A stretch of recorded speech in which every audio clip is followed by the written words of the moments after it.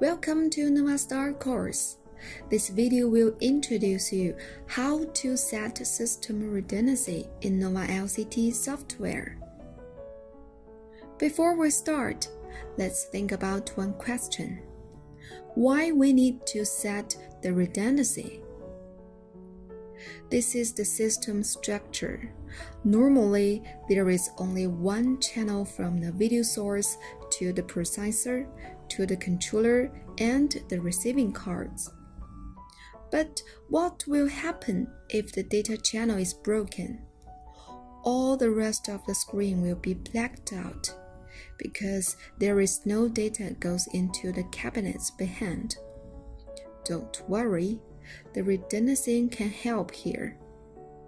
If no data comes from the main channel, all these receiving cards will get the signal from the backup channel automatically, and the switch is so fast that nobody will notice it.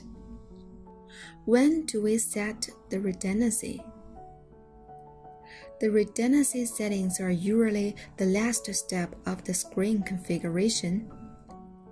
After the LED screen has been configured, the entire screen can display the video source normally, and the system redundancy settings can be performed at this time.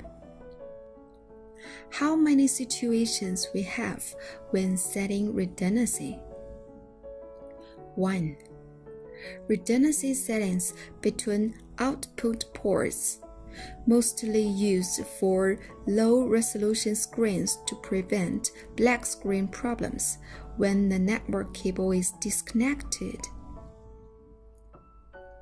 2. Redundancy settings between setting controllers, mostly used for high-resolution screens to prevent black screen issue when network cable communication error or video signal cable disconnection. A. Dual setting controller cascaded. B. Dual setting controller non-cascaded. In my demo, the resolution of a single cabinet is 192 by 192. The screen is 2 columns and 3 rows. The total resolution is 384 by 576. Okay, let's take a look at how to set up redundancy for these cases one by one. 1. Redundancy settings between output ports. Open Nova LCT software. Click User and select the Advanced Synchronous System User Login. The password is admin. Click View Detail of a Device, and we will know there is a VX6S connected to this system. Click Screen Configuration. Go Next. Get into the setting card setting interface.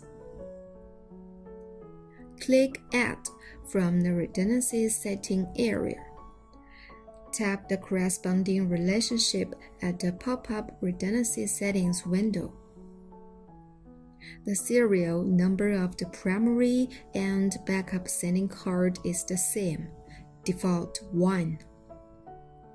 If the port 2 will be the backup of the port 1, just type 2 at the serial number of the backup port. Click Add and close this window. Click Send and save it. The redundancy setting between output ports is finished. 2A. Redundancy settings between two cascaded setting controllers. After Advanced Login, click View Detail of a Device, and we will know there are 2 pieces of a VX6S connected to this system. Just one communication port means they are cascaded. Click Screen Configuration. Go Next. Get into the Setting Card Setting interface. Click Add from the Redundancy Setting area. Tap the corresponding relationship at the pop-up Redundancy Settings window. This time, we need Type 2 at the serial number of backup sending card. If we use the port 1 of the second VX6X to be the backup port of the first VX6S port 1, then we tap 1 in both blanks. Same principle if you have more output ports being used.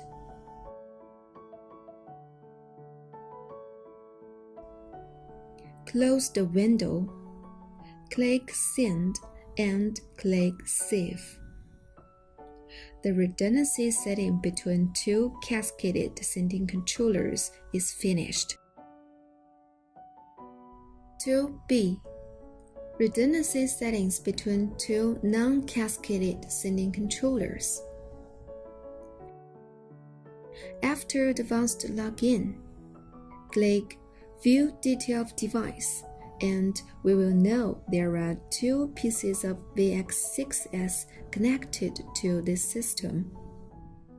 There are two communication ports in the list, means these two sending controllers are controlled separately.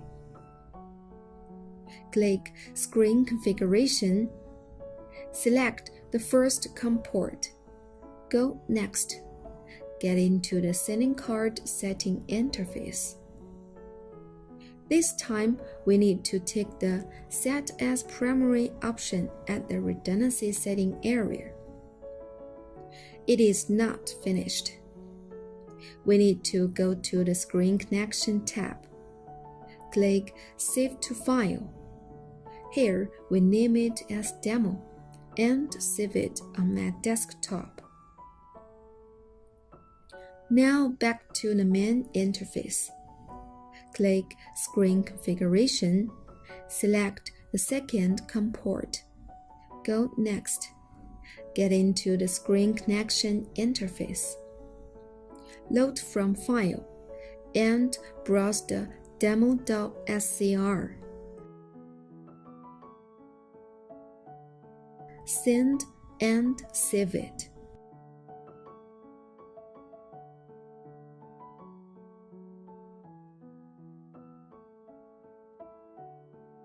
Then back to the sending card interface. Take the Set as Backup option.